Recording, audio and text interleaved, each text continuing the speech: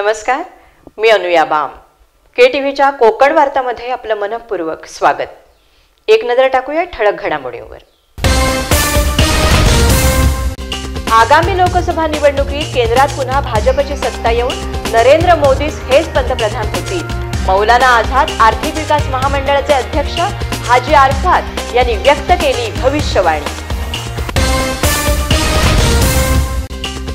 रत्नागिरी शहरापासून हाकेच्या अंतरावर असलेल्या कुवारबाव बाजारपेठेत आगीचे तांडव.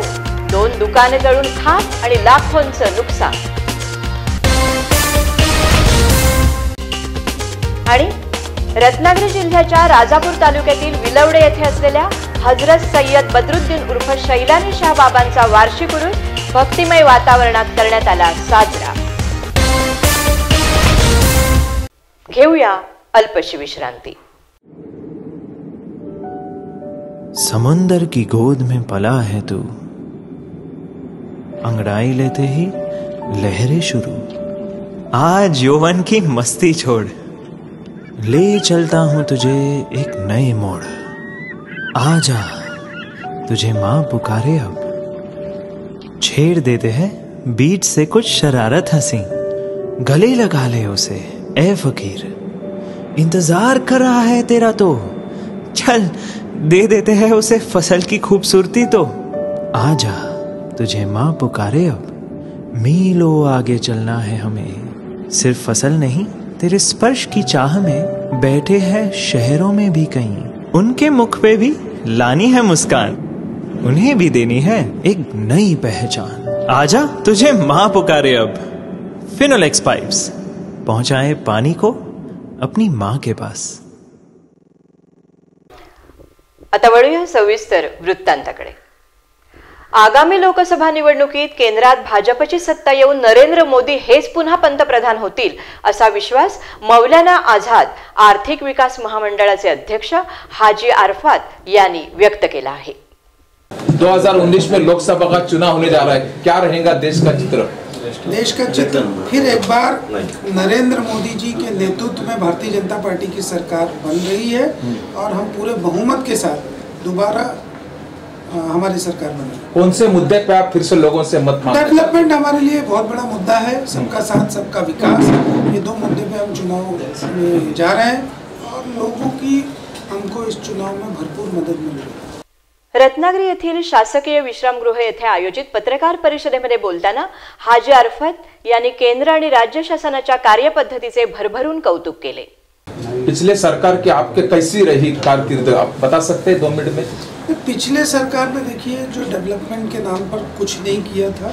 आपको देखने में आ रहा है कि रोड के मामले में, चाहे रेलवे के मामले में हो, चाहे इकोनॉमिकल मामले में हो, हर फील्ड में जब से भारतीय जनता पार्टी की सरकार केंद्र में आई है, राज्यों में जहाँ जहाँ हमारी सरकार है, हर फील्ड में डेवलपमेंट आगे बढ़ रहा है. देश तरक्की कर रहा है, हम विकास को लेकर के आगे जा रहे हैं. तो ये बहुत बड़ा फर्क है जो पिछली सरकारों में नहीं हुआ था. लोकसभा में देश का अल्पसंख्यक कहाँ रहेगा? 100% बीजेपी के साथ रहेगा. जितने भी मुद्दे अल्पसंख्यकों के थे, हमारे केंद्र और राज्य सरकार ने बहुत बारीकी से उसके ऊपर काम किया है. इसलिए इस देश का अल्पसंख्यक वो मोदी जी के ऊपर विश्वास करता है, देवेंद्र जी के ऊपर विश्वास करता है और 100% भारतीय जनता पार्टी के साथ रहेगा. या प्रसंगी भाजप जिल्हाध्यक्ष तथा माजी आमदार बाळमाने आदी उपस्थित होते. मौलाना आझाद आर्थिक विकास महामंडळाच्या वतीने अल्पसंख्याक समाजाला करोडो रुपयांचे कर्ज देण्यात आले आहे. परंतु आघाडी शासन मात्र अल्पसंख्याकांच्या विकासाबाबत उदासीन होते असा आरोप अध्यक्ष हाजी अरफात यांनी पत्रकारांजवळ बोलताना व्यक्त केला. तो आपका जो योजना है लोगों तक कैसे पहुंचा है आपने, जो आपका महामंडल कैसा काम कर रहा है? देखिए हमारा महामंडल जो है, मैं खुद जब से चेयरमैन बना, इसके पहले भी मौलाना आज़ाद के कई लोग चेयरमैन बने हैं. कांग्रेस राष्ट्रवादी की गवर्नमेंट थी 15 साल, लेकिन मुझे नहीं लगता आपके ज़िले में कोई चेयरमैन आया होगा, लोगों से बातचीत किया होगा. एसी रूम में बैठ कर के अपने अपने लोगों को उन्होंने कर्ज बांटा जिसका रिटर्न नहीं आया. हम लोगों का काम करने का तरीका अलग है. सरकार आपके द्वार को लेकर के हम लोगों के बीच में जा रहे हैं. आपके ज़िले में आए, महाराष्ट्र के लगभग सभी जिलों का मैंने दौरा किया है. इंस्टीट्यूशन में जा रहे हैं, कॉलेजेस में जा रहे हैं, समाज के बीच में जा रहे हैं, सभी, चाहे वो जैन हो, क्रिश्चियन हो, सिख हो, जितने भी माइनॉरिटी में समाज आते हैं उन सब के बीच में जा कर के हम उनको अपील कर रहे हैं, आह्वान कर रहे हैं कि आप इन योजनाओं का फ़ायदा लें। बहुत फ़र्क आया है, पहले आपके ज़िले से जो है सिर्फ 7 एप्लीकेशन था, इस बार 21 एप्लीकेशन आया है। मुझे लगता है मेरे इस दौरे के बाद में वो बढ़ कर के 100 तक जाना चाहिए, ताकि ज़्यादा से ज़्यादा लोगों का। रत्नागिरी शहरापासून हाकेच्या अंतरावर असणाऱ्या कुवारबाव येथील दुकान आणि एका बेकरीला मध्यरात्री आग लागल्याने लाखोंचं नुकसान झालं आहे।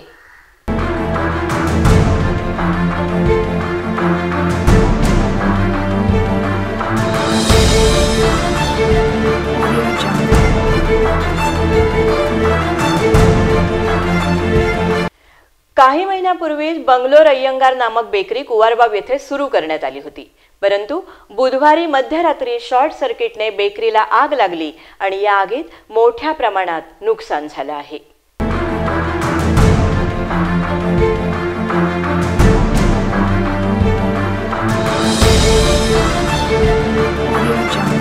आगीचे वृत्त समजताच रत्नागिरी नगरपालिकेच्या अग्निशामक दलाने आगीवर नियंत्रण मिळवले।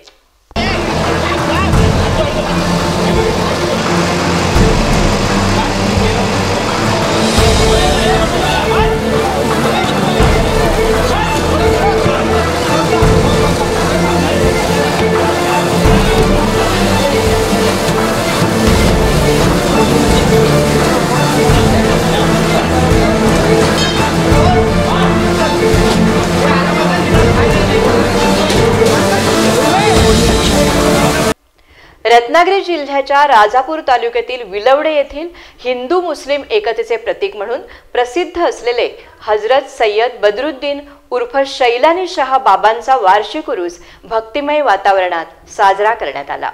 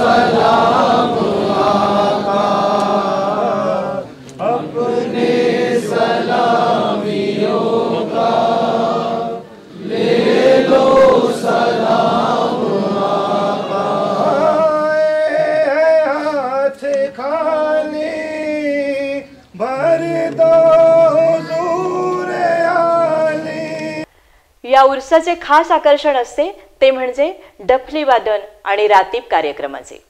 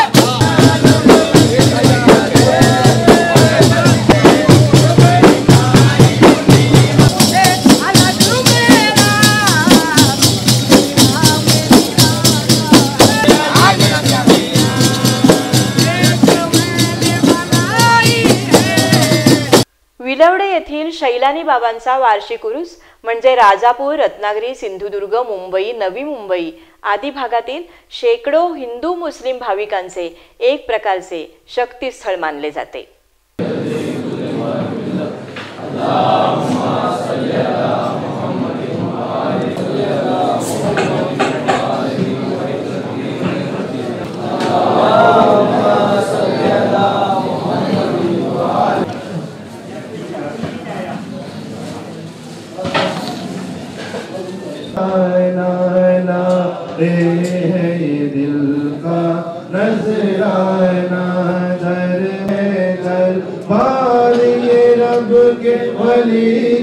सोच रहा था मुद्दत से मैं सोच रहा था, दुनिया की निगाहों से मैं गिरा दुनिया देखो तो अकीदत मंदों ने, देखो तो अकीदत मंदों ने बेखुद शेकडो भाविकांच्या उपस्थितीत संदलची वाजत गाजत मिरवणूक काढून चादरी आणि फुलांच्या माळा बाबांच्या मजारीवर चढवल्या जातात आणि शांती आणि एकतेसाठी प्रार्थना केली जाते.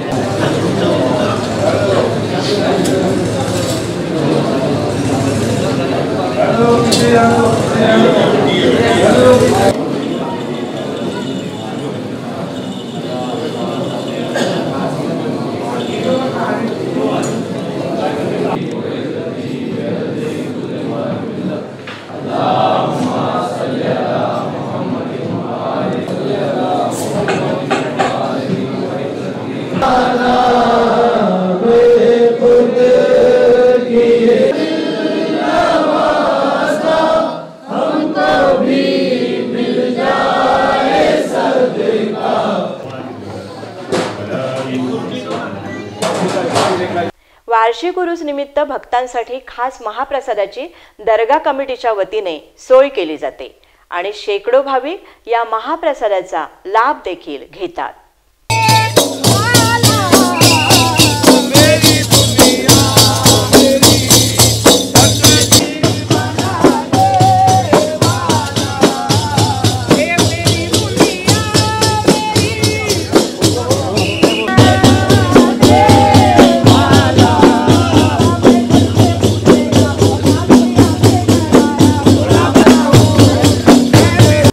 मुंबई विद्यापीठाचे सन 17 आणि 18चे पुरस्कार नुकतेच जाहीर झाले असून गोगटे जोगळेकर महाविद्यालय रत्नागिरीला 3 पुरस्कार मिळाल्याचे रत्नागिरी एज्युकेशन सोसायटीच्या कार्याध्यक्षा शिल्पा पटवर्धन यांनी पत्रकार परिषदेत सांगितले. आणि सांगायला सगळ्यात आनंद म्हणजे 3 पुरस्कार आपल्या कॉलेजला मिळाले. आदर्श शिक्षक पुरस्कार पी.पी. कुलकर्णी सरांना मिळालाय.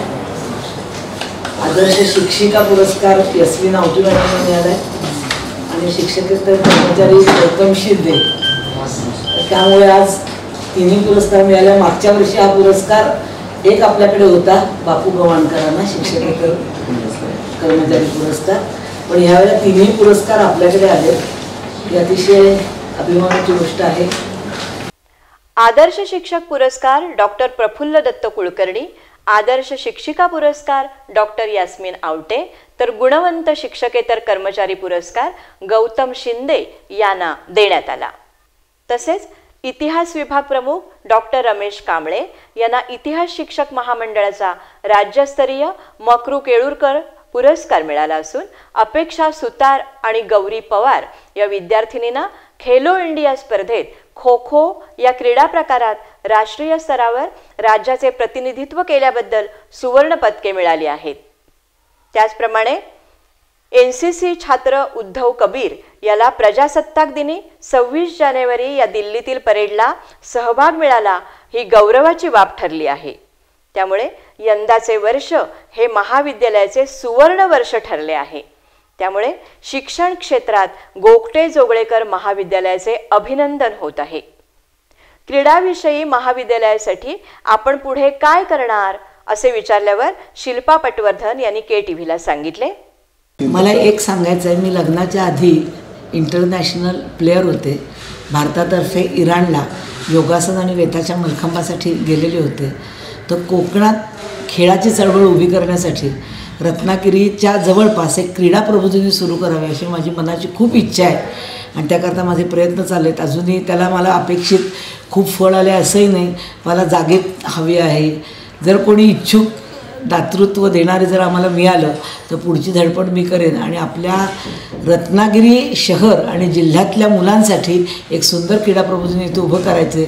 तर त्याच्याकरता तुम्ही ज्यांना ज्यांना शक्य आहे त्यांनी मदत करावी असं आवाहन मी ह्या निमित्तानं करते. परत एक नजर टाकूया ठळक घडामोडींवर. आगामी लोकसभा निवडणुकीत केंद्रात पुन्हा भाजपची सत्ता येऊन नरेंद्र मोदीच हेच पंतप्रधान होतील. मौलाना आझाद आर्थिक विकास महामंडळाचे अध्यक्ष हाजी अरफात यांनी व्यक्त केली भविष्यवाणी. रत्नागिरी शहरापासून हाकेच्या अंतरावर असलेल्या कुवारबाव बाजारपेठेत आगीचे तांडव. 2 दुकाने जळून खाक आणि लाखोंचं नुकसान. आणि रत्नागिरी जिल्ह्याच्या राजापूर तालुक्यातील विलवडे येथे असलेल्या हजरत सय्यद बदरुद्दीन उर्फ शैलानी शाह बाबांचा वार्षिक उरूस भक्तिमय वातावरणात करण्यात आला साजरा. आणि याबरोबरच हे बातमीपत्र संपलं. परत भेटूया पुढील बातमीपत्रात ठळक घडामोडींसह. तोपर्यंत नमस्कार.